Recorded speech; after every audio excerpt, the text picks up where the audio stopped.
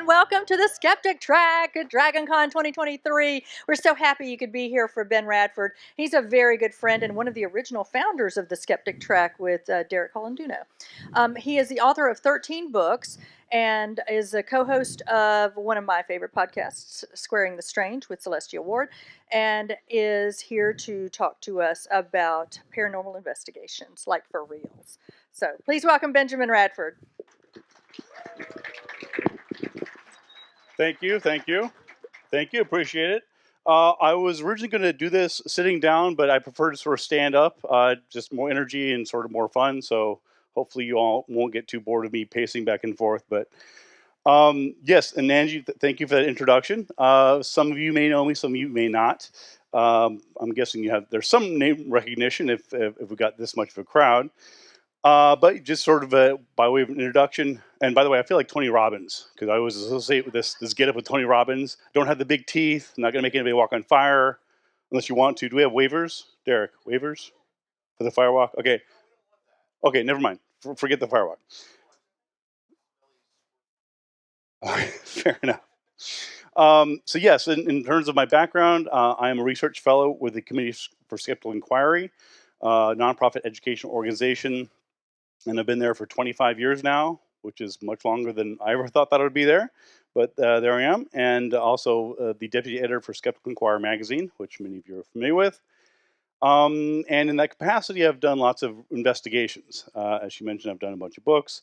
And so this is going to be sort of applying science to the paranormal. So for some of you who are familiar with my work, this will be a little bit of a retread.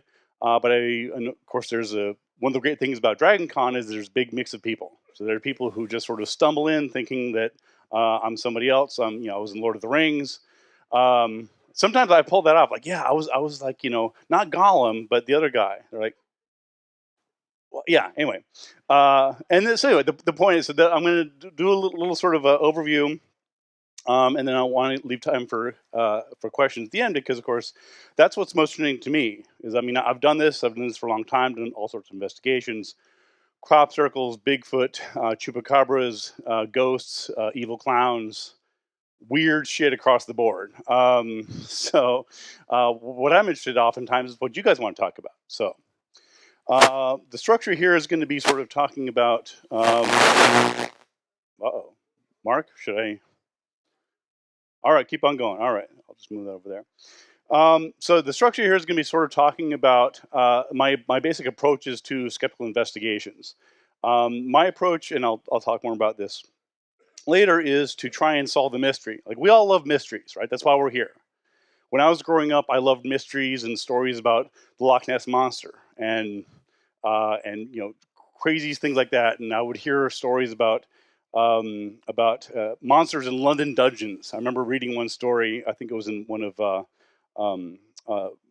Blake Edwards' books, or Paul Edwards' books, and they all had these stranger than science, all these like really evocative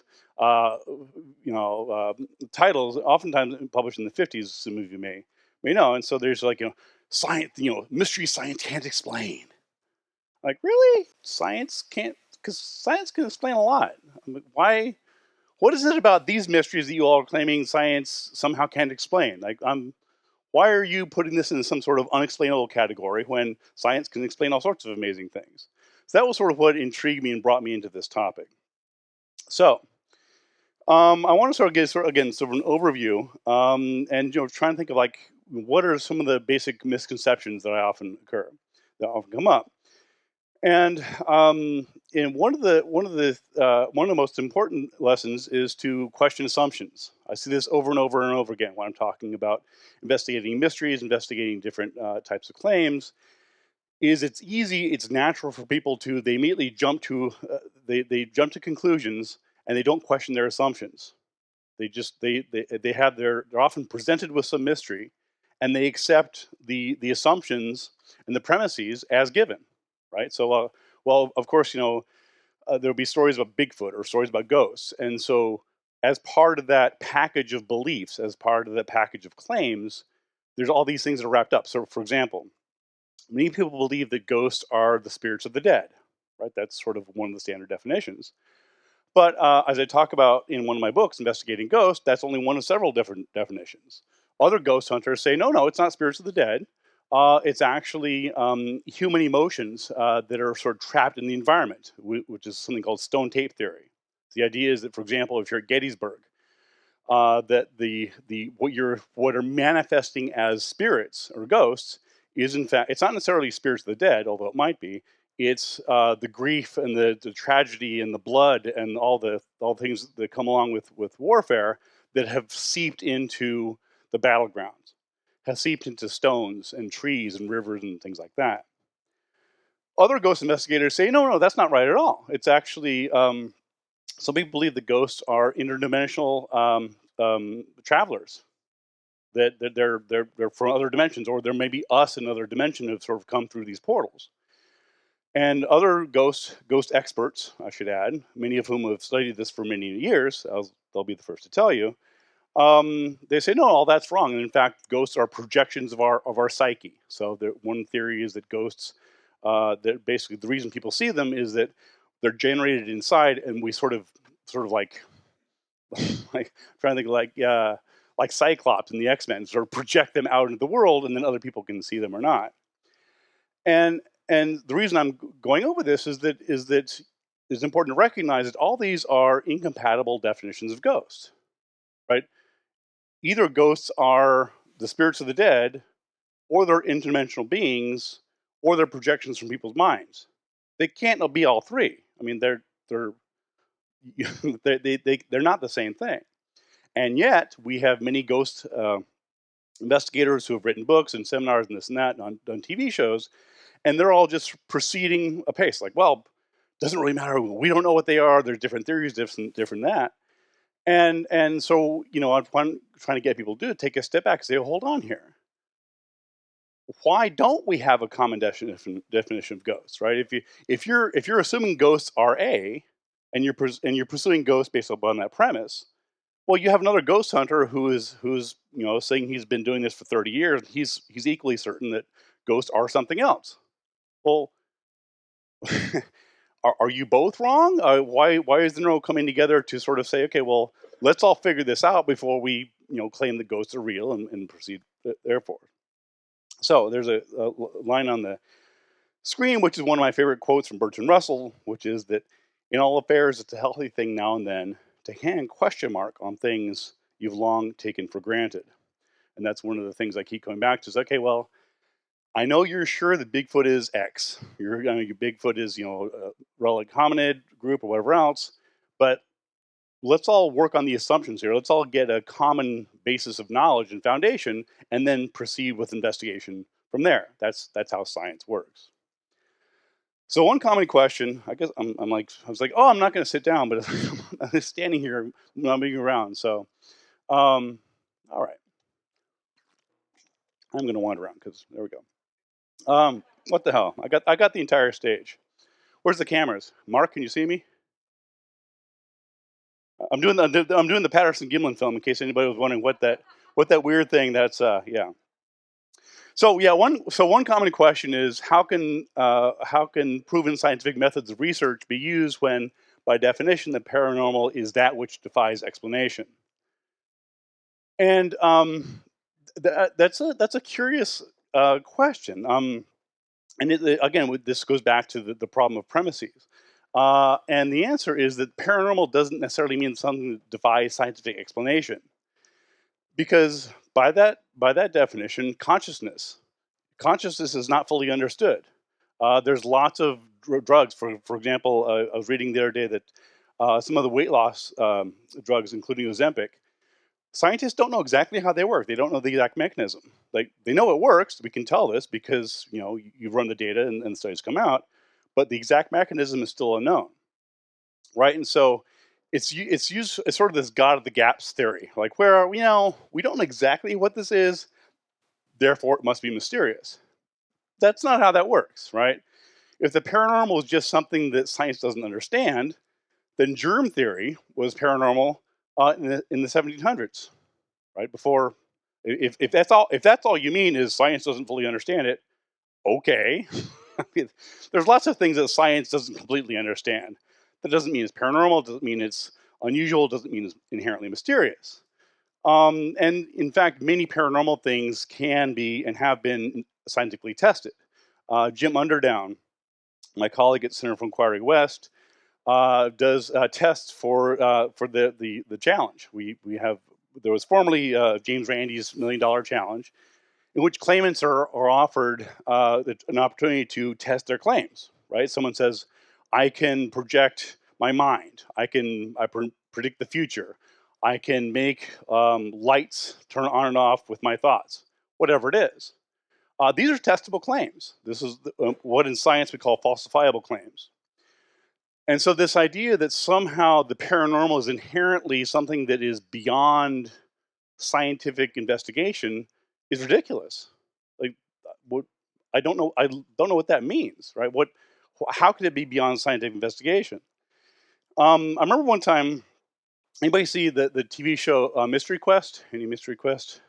All right, a couple people there. So I'll tell you one quick story. I was taping a show called Return of the Amityville Horror, and I'm hearing some stickers over there. And so the producers called me up and said, "Okay, well, we need a skeptical investigator to come on this ghost hunt." And they said, "Okay, well, we're going to be flying you out to LA, and the title is Return of the Amityville Horror." I'm like, "You know where the Amityville Horror happened, right? It's not in LA. Like, we'll fix it in post. We'll fix it in post. Don't worry about it." I'm like, "No, you're going on the wrong side of the continent, but whatever." And so they flew me out there, and I was sort of the token skeptic on this team of investigators, and I won't go into the whole story. You can find it online, but I remember I think we were taping for like 4 days or something, and one night after the cameras were off and we're all done, we're going back to the hotel. It's like 2 in the morning, and the producer is sitting with us, and one of the ghost hunters, the I would say less skeptical ghost hunters, was driving. We're going back to the hotel. It's like 20 minutes and this and that, and I had seen them load in all this gear. Right, they showed up like, "Yeah, we're the ghost hunters. We got all this gear." So like they're bringing these trucks and trucks, these big huge cases, these bright yellow cases. It looked like Guns N' Roses, backstage crew, just all this loading out the gear of these big vans, setting up cameras and all this sorts of thing. And they're very, and of course the TV crew was filming all this, trying to, "Oh, well, look, it's all science. Look, the videos, it's science. We got some infrared camera set up here, there." And they're doing this whole thing, and I'm not there to like rain on the parade. I'm just there to watch and ostensibly do some investigation if I can. And and as we're going to back to the hotel, I asked the guy. I said, the guy driving, he's the lead of this ghost hunting group, who I think, if I'm not mistaken, was associated with Ed and Lorraine Warren, who some of you may know or know of through the Conjuring films and what else. Anyway, I asked the guy. I said, "Hey, I have a question for you." And again, this wasn't meant as a gotcha. I'm just like, why do you think that you all have been investigating ghosts for decades, and other people have been investigating ghosts for even longer than that? Harry Price and back in the days, the Victorian spiritualist era and so on. Why is it that we still don't have good evidence of ghosts? Like, you just, why? Either your methods are wrong, or your conclusions are wrong, or your premises are wrong, or some combination of the three. And he says, "Well, I think the problem is that we just don't have good enough science. The technology isn't there." I was like, "Well, yesterday I saw you guys unloading these trucks for like 45 minutes. Like, what was all that gear about? Like, you're telling me that the reason you don't have good evidence of ghosts is because ghosts can't be detected with cameras, the equipment, and all this scientific gear. So why did you bring all this scientific gear? Was that just stagecraft?" And the producer's like, "Ooh, that's a good question." And again, it genuinely wasn't like a gotcha moment. We weren't on camera. I wasn't trying to get them. It's like, I genuinely don't understand this. Like, on one hand, you're saying that ghosts can't be detected by scientific equipment. On the other hand, the entire premise of your investigation is scientific equipment. So which is it? He's like, I'm tired. It's late. I'm like, come on, right? And again, so this gets back to the premise, right? Of I mean, basically, if ghosts are visible in the visible spectrum, that is, if people can see them, which people do report seeing them, then by definition they can be recorded by scientific equipment and photographs and videos and cameras. So again, you can't have it both ways. You can't on one hand say, well, we don't have good evidence of ghosts because the science isn't there. At the same time, say, well, look at all this evidence of ghosts. So which one is it? Anyway, and then of course there's the reference to the Hippocrates, quote, men think epilepsy divine merely because they do not understand it.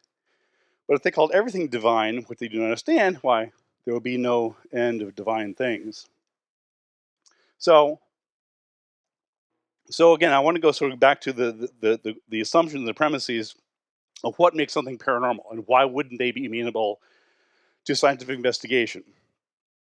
James Randi defined the paranormal as an adjective referring to events, abilities, and matters not yet defined or explained by science, which I think is a workable definition. But certainly, I would say it's things that would appear on the surface to be unexplainable, but aren't necessarily.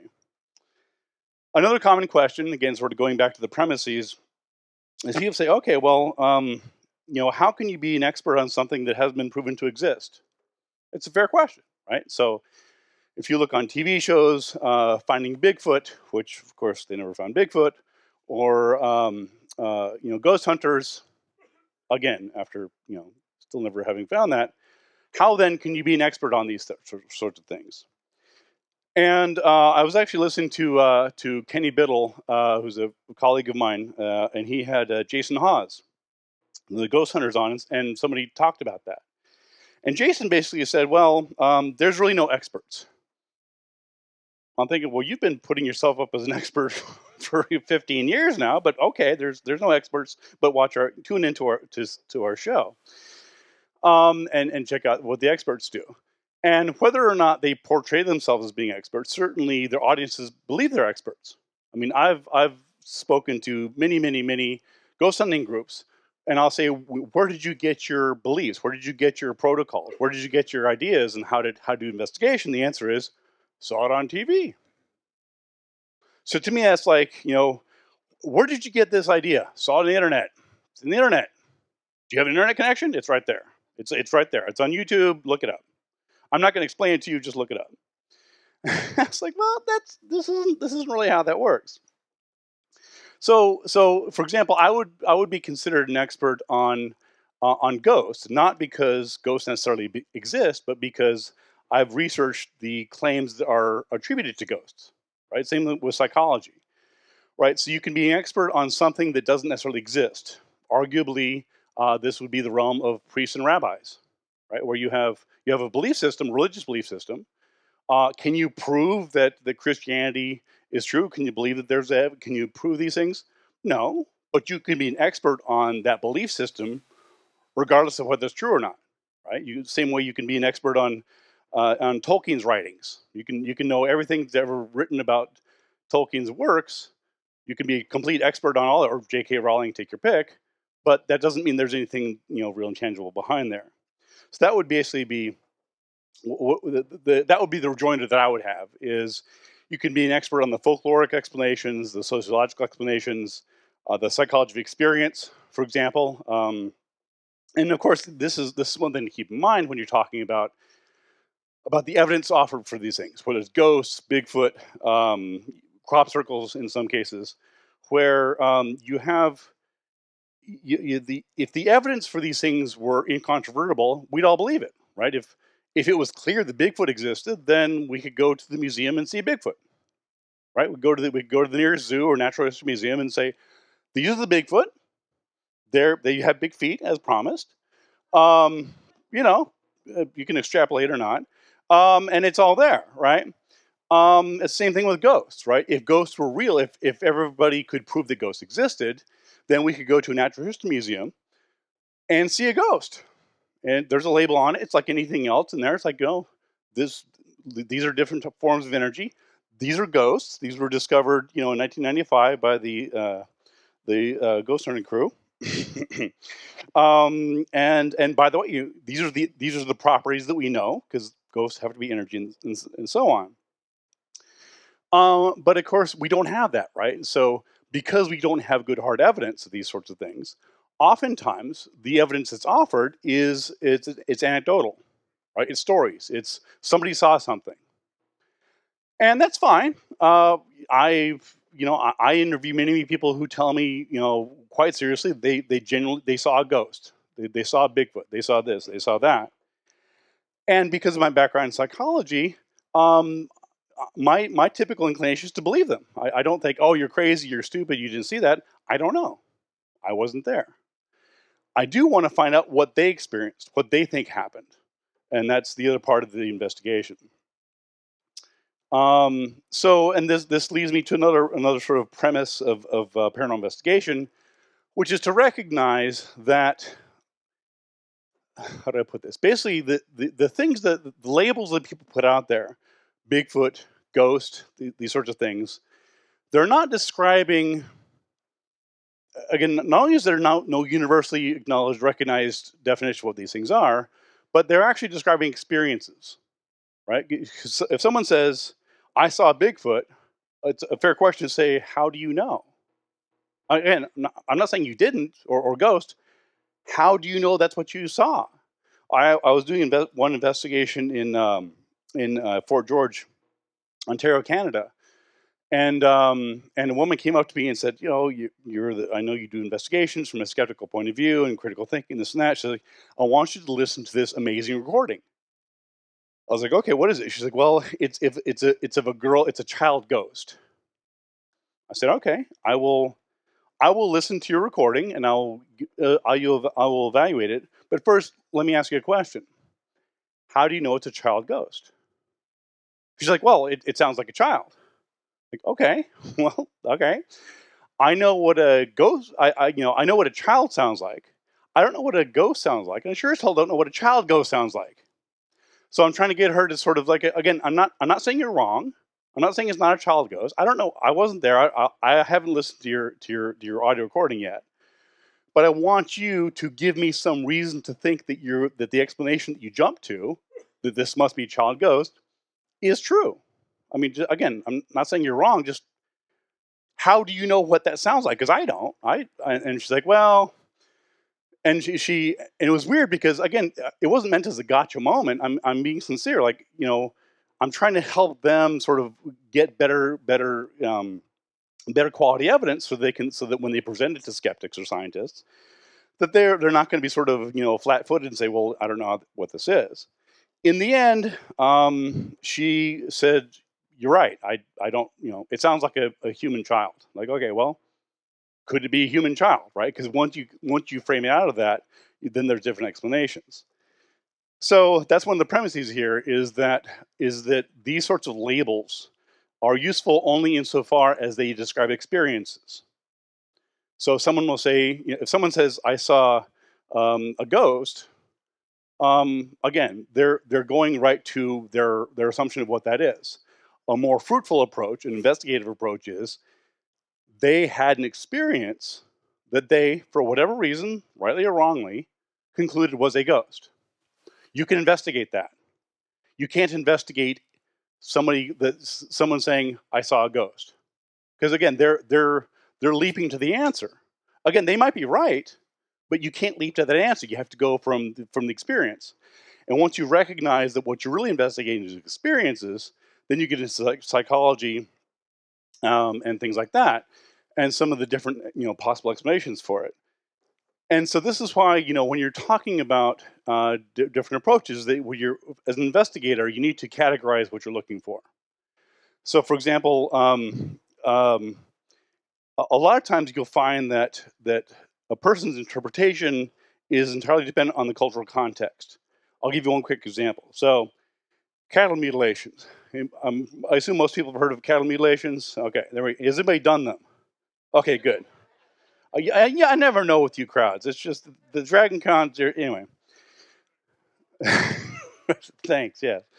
Um, So cattle mutilation. So I noticed many years ago that you can have exactly the same phenomena being interpreted in very different ways. So, for example, if you found a cow or a goat or something else that was that appeared to be mutilated for whatever reason, and I can talk about that in the Q&A, but if there's reasons for that, then, for example, if you saw this in, let's say, in Oklahoma in the 1980s, what would be the explanation? Aliens? No, not aliens. No. What? Yep, Satanists. 1980s. This is again. This is the cultural context here. This is where it's important to recognize that the explanations that the people go to are cultural ones. Right? When someone is saying, "I saw something weird," all they're saying is, I mean, they think they saw a lake monster because they're at Loch Ness or they're at Lake Okanagan in British Columbia, wherever else. They're there because the social context has told them there might be a lake monster there. Anywhere else, it's like I saw something weird in the woods, whatever. And so yeah, so you can have an animal that again in the 1980s when there was the middle of this, the satanic panic, it's Satanists who were for some reason going in the middle of Oklahoma and cutting out cow udders and because whatever as they do.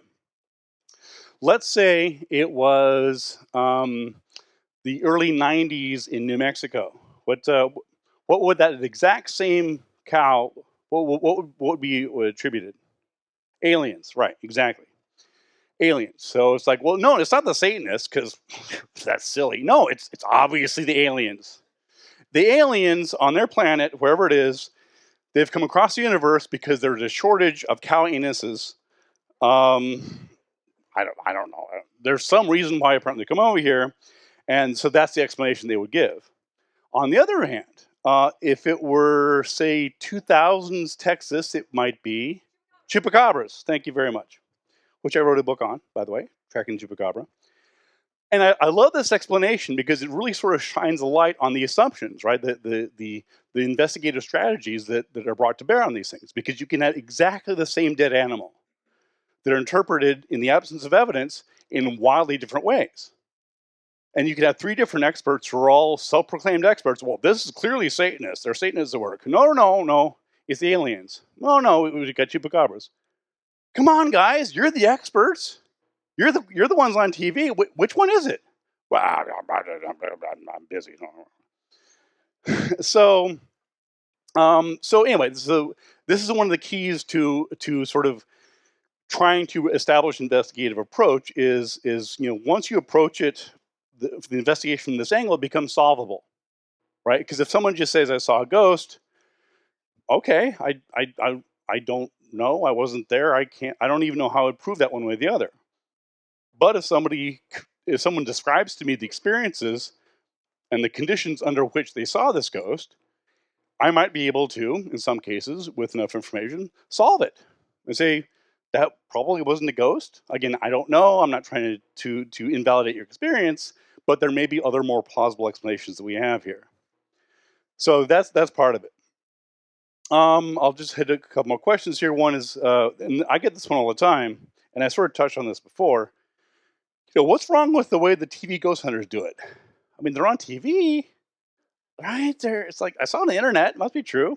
So what's wrong with the way they're doing it? Why isn't that science? Well, I don't have 2 hours for this, but in a nutshell, the basic answer is that they're engaging in what's called anomaly hunting. They're looking for it's the same sort of principle that you see conspiracy theorists use, right? There's the official story, and they're looking, okay, yeah, but this isn't quite right. What about this here? And they try to pick about, well, there was this sighting, but somebody heard this sound, and we didn't hear anybody else, so what else could have made the sound? It's a ghost. Not necessarily. And so again, much of what they do, and it's the same thing with a lot of these reality TV shows, because of course they're trying to keep it interesting. They're trying to make it turn it into something. Basically, polishing a turd, as I think I framed it in one of my books. So, anomaly hunting is problematic because, it makes for good TV, arguably, but it's not useful for solving mysteries, right? If you're trying to understand the mystery, if you're trying to figure out what's actually going on here, and that is my goal. And I want to be very clear about this, because my goal when I approach investigation, whether it's crop circles, whether it's ghosts, whether it's chupacabras, what have you, it's not to debunk whatever's going on. I don't care. I really don't. I don't care if what somebody says, if when someone says they saw a ghost, if it really is a ghost, that's cool. I'm like, yeah, let's dig into this. Let's find out about this. Let's find the evidence for it, right? If someone genuinely did see a Bigfoot somewhere, or a lake monster, I'm not the guy saying, well, that can't be true. Clearly not. I'm like, yeah, let's go check it out. Let's get evidence for this. So my goal is not to debunk or disprove things. My goal is to investigate. And it just so happens that oftentimes in the process of investigation, I debunk them. I don't go into it trying to debunk or disprove. I don't care. I'm trying to follow the evidence. If the evidence is that these things are real, then that's great. On the other hand, if the evidence is not that they're real, then the question becomes, in my mind, even more interesting, which is, why are people interpreting things as evidence for ghosts, for Bigfoot, what have you, when it's not really? Like, what are the artifacts that people are misunderstanding? What are the cognitive errors that people are making in the process of translating some experience or some ambiguous phenomenon into, this is clearly Bigfoot, this is clearly this or that? Yeah, it's sort of the classic paranormal fallacy of, I don't understand it, therefore it's an anomaly. Like, I don't have an answer. And over again, and I when investigators come to me and they're like, oh, this is really cool, I read your books, I saw you on TV, I love you do investigations, how do I do this? And I did write a book on it, by the way, Scientific Paranormal Investigation. But I say, look, really, the key is persistence. And I said, look, I'm not the smartest guy in the room, certainly not this room. The difference is that I keep looking for an answer. And over again, I see these TV shows and a lot of these amateur ghost hunters, and they don't want to put in the work. I mean, I don't know how to put it nicely. They quit, they give up long before it takes to find an answer. I remember I'll tell you one quick story. Years back, I had a guy email me. I think it was on like a Thursday or Friday, and he said, I have this weird mystery. I hate to bother you. I know you're busy. This and that. Can you help me solve this ghost, this haunting that's happening to me? I'm like, well, I'll try. I don't know you, but I'll do my best. And he says, well, I said, so just give me a short, because this is what happens, right? You ask them, oftentimes they'll respond with 15 pages. There's this whole, like, I need to tell you, like, no. Just give me the basics. I don't have time to read 15 pages. Just give me the short version here. He's like, well, so my girlfriend and I just moved into this house, and we hear this strange sound from one of the from just outside the building, and there's nobody there. I'm like, okay, well, I'm not sure why you're assuming that's a ghost, but okay. And so I gave him a couple quick, I'm like, well, look for this, look for that. Here's a couple investigative strategies. So he emails me back the next day, like the very next day. He says, couldn't solve it. It's a ghost. No, it's beyond me. Clearly, this is obviously some sort of spirit. I think the place was built on Indian burial ground. I'm like, this entire country is an Indian burial ground, but luck with that. And I wrote back. I'm like, how much work did you do on this? Right? It's like, some of my investigations have taken days, some have taken weeks. In some of my cases, I've investigated some of these mysteries for months or years. I spent 5 years on my chupacabra book. Could have been a fool's errand. I don't know. I mean, I'm the guy that solved the mystery. But again, it's a matter of, like, you have to want to solve the mystery. You have to genuinely want to understand and find out. I said, look, and again, I was just sort of losing patience with this guy. I'm like, I gave you some suggestions for investigating. I said, here, look into what are some possible causes, right? Does it happen, for example, only on Thursdays when the garbage truck comes by at 6 a.m? Does the mysterious knocking happen when the guy next door has his girlfriend over? I don't know. I don't know what's going on in your little apartments. I don't even want to know. But you need to put a little more effort into this if you want to solve these mysteries. I never heard back. Anyway, I was going to touch a little bit more on anomaly hunting. I think you guys have got that. Again, basically, that's sort of the underlying fault with a lot of these. Is again, in these cases, they're looking for anomalies. They're looking for anything that's weird. But in science, that's not how science progresses, right? And so, for the most part, scientists don't spend their time looking for anomalies. One example would be if any of you saw Ian Harris's, he did a show last night with Leanne Lord and Vandy Blythe Glenn. He did a joke about, and this is a little tasteless, but that's Ian, conjoined twins. And conjoined twins is a perfect example, right? Conjoined twins, they're very rare. Two people joined somewhere in the body, but scientists don't spend their time looking for them. There's not a category of science like, oh, let's see if we can find some conjoined twins. They happen, and then they're investigated. It's the same thing with all these other branches of science. So scientists, in general, they don't do this anomaly hunting approach that's so popular and pervasive in the ghost hunting group. So moving on to another question. Okay, maybe there's not good scientific evidence, but it's a big world, and it's arrogant to think the scientists know everything. Isn't anything possible? I hate this question. So the short answer is yes, anything is possible. Absolutely. If that's your bar, if your question simply is, isn't it possible that Bigfoot's out there? Isn't it possible that there are several dozen lake monsters in Loch Ness, despite the search last weekend, which came up with nothing? Sure, absolutely. It's possible that there are dozens of ghosts all around us right now. Anything is possible. That's not the question. This is not how science works. Science doesn't progress on, is this possible? Of course it's possible.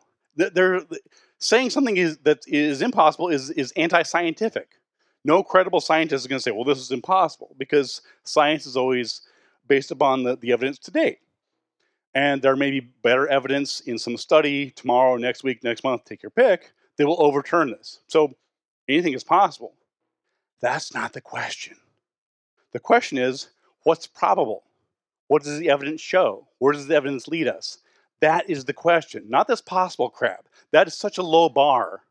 It's worthless to even think about. Yes, it's possible. Move on. That's not the question. The question is, what is there evidence for? Where is this going? And over again, they keep coming up with this sort of thing. And it's just they just love this because it's such an easy get. Well, see, the skeptic admitted it's possible. Okay, yeah, but because they're coming at it from the wrong worldview. It's not a fruitful avenue for investigation. So my goal in my research, and also with in dealing with ghost hunters and Bigfoot believers and elsewhere, is trying to get them to do better research. And this is something I think often gets overlooked. I'll give you one example. I was at a Bigfoot conference in Pocatello, Idaho, about 15 years ago. And I was the token skeptic. Of course, it was like, a big room, mostly old white guys, as you might imagine, who believe in Bigfoot. And there were a couple women here and there, but it was mostly that. And of course, I'm the token skeptic who's there is like, look, guys, I don't think there's good evidence for Bigfoot, and I've actually researched this and this and that. So I was expecting to get rotten fruits thrown at me and Bigfoot scat, which fine, if you get Bigfoot scat, I'll take a look at it. But I said, look, and to be fair, the audience was actually fairly pleasant. I was invited there by Jeff Meldrum, who's one of the most prominent Bigfoot investigators, and I actually like Jeff. I don't think he's right about a lot of things, but I like him. And I told the audience, I said, I'm not the enemy here. So I'm a Bigfoot skeptic. I don't think Bigfoot exists, and I can tell you why. We can talk about breeding populations. We could talk about we can go into this. I'm familiar with this, but I said what you need to understand is I'm not the enemy here. I'm not going to laugh at you. I'm an investigator. I want to know your good evidence. So, if you talk to the average person on the street, they may think you're crazy. Oh, there's a crazy Bigfoot crank guy. I will listen to you. The same with the ghost investigator, whatever else. I will look at your evidence. But my goal is not to tell you you're stupid or you're crazy. My goal is to get you to do better research. Up your game, guys. I'm trying to help you out here. You're complaining that scientists and skeptics aren't taking you seriously. I'm like, this is why. Because all you're giving us are anecdotes. You're not doing good quality research. So my goal, my mission with investigative skepticism is not to dismiss or to poo-poo or to try and get people not to believe in these things. It's to say, look, guys, if these things are real, then why isn't there good evidence for it? Whatever you're doing isn't working, right? And I've told this to Bigfoot and ghost hunting groups. I said, we can look at your methods. It ain't working. It's clearly not working. We still don't have good evidence to go. So either you're doing it wrong, or they're not there. Which one is it? We're doing this great. Are you? Because it doesn't seem like you are, because we're still not seeing them. So again, to my mind, as I mentioned before, it comes down to either these things are real and they're actually out there, and as I'm talking to you, somewhere in Loch Ness, there are monsters floating around, or Bigfoot's out there, whatever else, or aliens, or making crop circles, what have you. Or these things are not out there, and the methods that are being used are wrong. And this is what I'm trying to do with my stuff. Anyway, I'm going to go into a couple more here, and then leave some time for Q&A. Here's one of the questions is, and again, these are some of the most common questions I get, is why won't scientists look at the evidence? Why aren't more scientists actively researching the paranormal? It's because they're blinded by scientism and afraid. Yes, there we go. Get some giggles in the back. Yes, that's it. Yes, scientists are afraid. We're scared. When we think that one of the ghost hunters is about to prove evidence of ghosts, we all get together. We Zoom with Dr. Angie and others. And we're like, what are we gonna do? I think they're gonna find ghosts. Shit, I don't know. We have to find some way to keep them doing that. Oh wait, we don't do that, do we? Were you on the Zoom meeting? Because that wasn't what happened. First kind of hell doll. Look, man, scientists, to the extent, first of all, scientists have studied the paranormal. I've met some of them. I know some of them. I know scientists who have sequenced alleged Bigfoot DNA. A guy I know, scientist, a forensic psychiatrist, as a forensic scientist, sequenced chupacabra stuff. So same thing with psychic predictions. These things have been tested. These are not outside the realm of science. Science has looked for them, and they're not there. That's not our fault. It's not scientists' fault. And to the extent that scientists are reluctant to pursue this, it's because you're not giving them much to work with. If you go to a scientist that go, well, here's, my cousin saw something weird in the woods 5 years ago. What was it? I don't know. You got me. I don't have a clue. Done. That is the level of a lot of the evidence that's offered for that. And so, of course, scientists aren't falling over each other to investigate this stuff because you're not giving them good evidence. So if you do better quality research, which is what I've been advocating for 20 years now, then maybe the scientists will take you more seriously. And anyway, I'll touch briefly on this. There's a book that came out a couple years back called Science and Psychic Phenomena, The Fall of the House of Skeptics, by Chris Carter, not that Chris Carter. And he insists that, well, again, as I just told you, sort of the assumption is that the scientists are just, again, we're blinded by scientism, and we want to make sure that the public doesn't recognize these things are real, which again is ridiculous, right? If people can actually predict the future, that's interesting. That's important to know. I'm not poo-pooing it. I'm not dismissing it. That's cool. If it's true. If it's not true, then it's a waste of time and effort. And of course, the burden of proof is on the skeptics. The burden of proof is on the believers, not the skeptics. If you're making the claim, it's up to you to show that it's true, instead of the obverse. So Here's one quick example. Einstein's mistake. So some of you remember in September 2011, there was news that Einstein was proven wrong. Made big news, as it should, right? This, again, keep in mind that the New York Times, they weren't hiding the fact that people thought that Einstein was wrong. They didn't bury this on, on page 5. This is like, scientists find that Einstein may have been wrong. This is big news, as you would expect it to be. And it was part of this research by Italian physicists that seemed to measure particles traveling faster than light. In fact, there was a piece in Science World, Was Einstein Wrong? And made the news. And it was, again, a big deal. And so, again, what was the reaction to this? Was it like, oh, we need to protect Einstein's legacy? Well, this can't be right. It was like, no, let's investigate this. Maybe Einstein was wrong. That was the response from the scientific community. It wasn't to bury it. It wasn't to hide it. It was to investigate it.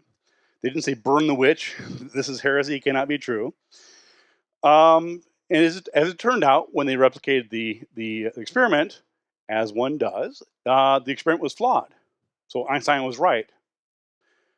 But again, this wasn't an attempt to there's no cover up, no conspiracy. Physicists weren't crying in their beds at night thinking that maybe Einstein was wrong. It's like, well, this could be. Oh, turns out that they were wrong. Anyway, I'm going to skip ahead to some final points. One is to take the subject seriously, and I hope that I've sort of conveyed that, right? I think these topics are fascinating. I don't make fun of ghost hunters. I've been a ghost hunter. I've been there. I've been at scary places at 2 a.m. I've investigated dozens and dozens of haunted houses. I've written them up in my books. I don't think monster hunting is silly. I've done that as well. I've been on Bigfoot hunts. I've been on chupacabra investigations in the jungles of Nicaragua.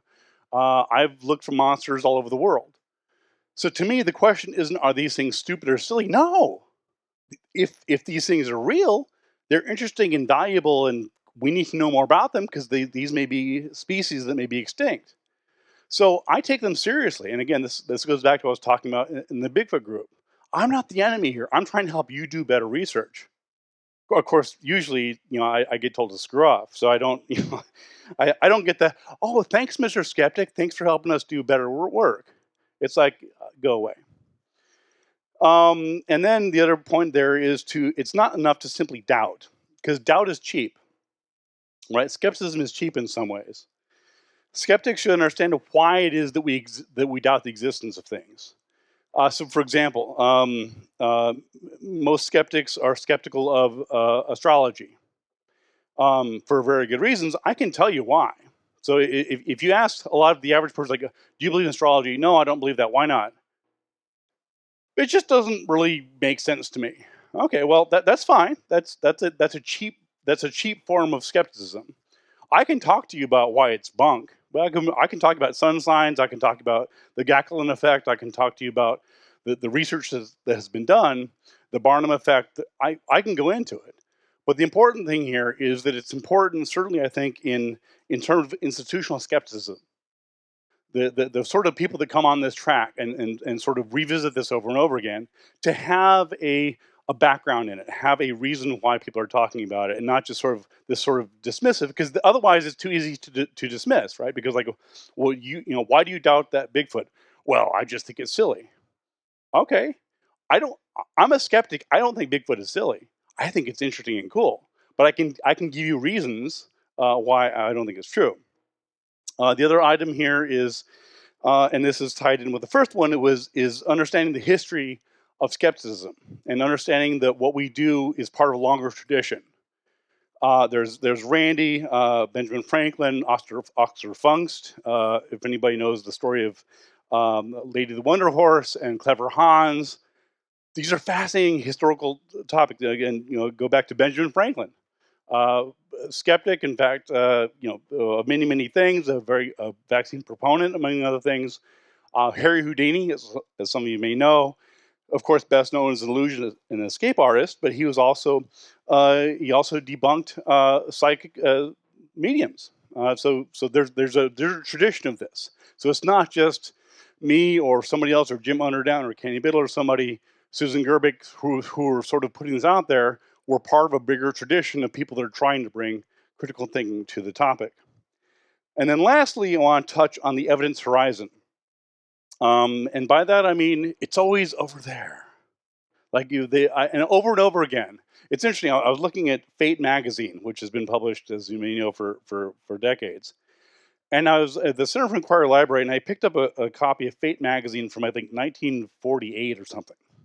It said, within the next 5 years, psychic power will be proven. 1948, okay. Yeah. It's the same thing with UFO discovery, with Bigfoot evidence, with take your pick. There's always this, like, there's this belief system. There's this sort of article of faith that the truth, the capital T truth, is about to be revealed. Whether it's Bigfoot, ghosts, psychic powers, whatever it is, and it just keeps going. It's always on the horizon. It's always, it's always just over there. So, anyway, I want to leave some time for Q&A. So I'm going to wrap up, and I see somebody's at the mic. There we go. Thank you. Yay! Thank you so much, Ben. That was terrific. So can you talk about how we have a hard time explaining the null hypothesis and why that's the first step in evaluating claims? Yeah. So this is yeah. So this is basically sort of research methodology, right? And so you're trying to figure out, okay, well, how do we determine whether something is true or not, whether something is real or not? And this goes to the null hypothesis, where in order to determine whether or not psychic power exists, we have to figure out, okay, well, what is the evidence for it, and what would the world look like? What would the data look like if there's no effect at all? And it's not an intuitive process. It's not something that people would normally recognize or think about unless you're doing research methodology. That's one of the common problems, is that people don't think in those terms. Great question. You have a great question. I like great questions. Okay. I have been. Don't touch the mic. Oh, touch your mic. I have been doing magic for 50 years. How do you feel about people like Uri Geller, Stan Romanek, those type of people that make tons of money claiming they are psychic and people believe it? Yeah, Geller. I mean, Mr. Litigious Geller. I was there in a big. Yeah, well, Geller and Kreskin in the lot. Yeah, I think there's real ethical issues there. He was a magician in Israel before he came here. He was. In fact, we had Kurt on the panel last night. Again, there's many skeptical magicians, of course, Randy, Penn and Teller, Banachek, and so on. Yeah, that is, in a nutshell, yeah, that's one of the concerns that I have. And it goes back to ethics, right? Because if you're portraying some phenomena as real, there's ethical considerations there. People take that seriously.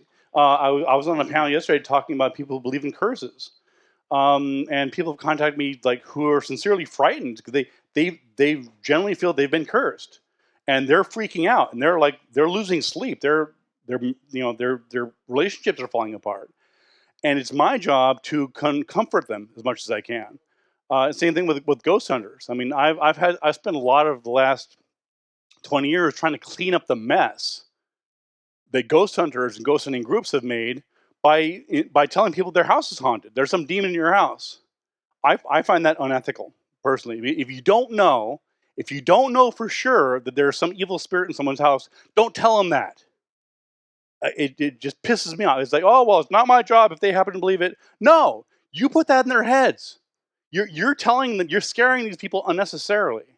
And again, I have to come and clean that up. I have to come and comfort people, saying, I know you're freaked out by this. You had some psychic come in and tell you these things are real. You had some ghost hunting group come in. Calm down. It's most likely not that. And again, these sorts of things do damage to people. Question. So I had some friends that were pretty impressed by the congressional testimony. I'd like to hear your opinion on. You talking the UAP stuff? Yeah. Yeah. So there's a lot on that. Yeah, I don't even know how much time to. Next session. Yeah. Sorry, that's fine. Yeah. Yeah. Stay tuned. Yeah. No, I'll give you a quick, concise thing. So, If you take a close look at the UAP testimony, it wasn't someone saying, I have personal firsthand knowledge of extraterrestrials. It was, I know a guy who told me that there is evidence of extraterrestrial biology. So it wasn't, so the headlines were, Congress admits UFO extraterrestrials. Not what he said. So I would say, again, they're going to touch on the next session, but I see. The short answer is, to quote Flavor Flav, don't believe the hype. Okay, thanks.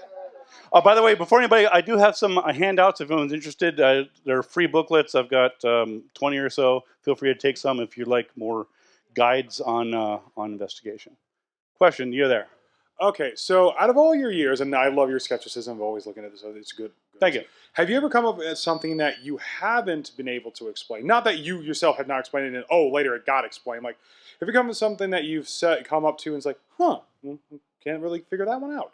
Like, never had. Like, I'm not saying like, I'm trying to bust you, but no. It's a fair question. I get that now and then. There's sort of two answers. One is there's certainly been things that I have been able to explain in the moment. I'll give you one very quick example. It's actually mentioned in my Scientific Paranormal Investigations book. There was a guy that was, when I was living in Buffalo at the time, I was called out to a house to come and try and figure out why these people believed there was a ghost in their house. And I explained virtually all the mysteries, all the evidence was put forth. There was the photographs, there was this and that. I duplicated some of the effects, and it turned out it was actually sounds from the street that they didn't think they could hear from upstairs, but in fact they could through a recorder. But there was one thing I couldn't explain, which was that the guy claimed that he would be kicked. He would like feel a kick at night on his legs. And again, this happened several months earlier. I wasn't there. Obviously, there were no other eyewitnesses, but he sincerely said that he was kicked by a ghost. That was how he described it. As it happened, a couple of days later, as I'm doing this investigation, I was at my girlfriend's house, and her husband happened to mention restless leg syndrome. And what happens is that you have this jerking, and oftentimes you don't. It's just now these days, of course. After that, there were a bunch of ads on TV for RLS, but at the time it wasn't really talked about much in the public. And I realized, like, hold on, this is what this guy's talking about. It was always at night, as he was going to sleep, and he was a big guy, and he was sleeping in a cot, a little lightweight cot, because his wife was freaking out because there were ghosts. So he was sleeping by himself on a lightweight cot. He's a big guy. He worked in a Ford factory. He would feel this jolt, and he would think it was a ghost. And so at the time, I can't explain that particular part of it, but sort of in retrospect, I could do that. The other answer is, a lot of times someone will come up to me and give me not enough information. So someone will say, well, yeah, it's like, I was out camping, 5 months ago, and I was there with me and my buddy, and we saw this green streak across the sky. What was it? Yeah, my grandma, she was Benny Hinn was on the TV, and she put her hand on the TV, and her headache went away. Okay, good for grandma. So in those cases, there's not enough information for me to solve. It's not that it's inherently mysterious. It's the same with homicides, right? Sometimes homicides are unsolved.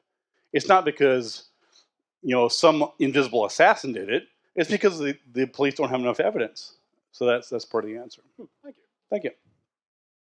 We have time for probably one more question if it's a good one. Does anybody have a good question? Don't waste time with bad questions. Come on, anybody? I see at least one. Oh, there we go. I'm not sure. Oh, God. That's a good enough question. Just don't touch the mic. That's going to piss everybody off. I'm not sure how to ask this, but I had an experience. Mm-hmm. What no, I know. Okay, I had an experience. I'm being serious. I was just laughing at the mic was moving when I was talking. Oh. But I had an experience, and I kind of evaluated myself, okay? It would happen between 12, and I would wake up, it'd be 3:30, okay? Now, at first I thought it was just a nightmare, okay? Then I would have this moment. The last one I remember is that I couldn't move my mouth. Now, I think I've seen The Matrix before, but, You know, sometimes you can have memories and you dream about things. Yep. So I feel like I Absolutely. was between being up and being asleep. Okay. Okay. Now, what happened is I couldn't move my mouth because I was trying to scream to tell my mom, wake me up. Like I couldn't move my mouth. And then I started feeling myself being elevated. And then I was like, let me tell you this. I fell asleep on a full moon that night. Okay? I was looking at the moon. I fell asleep. It was during the summer. And then next thing you know, I felt myself being outside and I was being carried. And when I tried to look up to see who was carrying me, it was these, I would say 1, 2, 3, 4. And I couldn't see their faces, but they had these hoods on. And then next thing you know, I woke up and the light was on. Okay? I'm thinking I woke up. Mm-hmm. So my thing is, that's a personal experience. Now I've had, people come and say, "Oh, you was possessed. You like somebody put a curse on you or whatever it may be." Now I'm gonna tell you what's funny because years later I saw Harry Potter and I saw those same images. Ooh. Which Creepy. I thought was weird. Creepy. Yeah, very creepy. The same ones that carried me in this vision or whatever, my dream or whatever. So my thing is, I'm religious. I'm not religious. I'm spiritual. I'm a Christian. I believe Christ rose from the dead and all that kind of stuff. Now, I've been reading the Bible and I've been seeing things totally different than what has been seen, okay? I believe I'm a visionary. I am left-handed. I've heard all these speculations about different things about people who are left-handed, being artistic, visual, and all this kind of stuff. I'm trying to get all this in one point. Mm-hmm. And then I see movies about exorcisms. And so my mom when she was a psychiatrist or went to school for psychology or whatever. So there's one thing to believe in the physical, and then there's another thing to be in the spiritual. My thing is, have you experienced an exorcism? Have you ever seen it or worked with anybody who's dealt with that type of stuff? Because we're super short of time. The short answer is yes. I have been around people who have claimed to be possessed. On a couple occasions.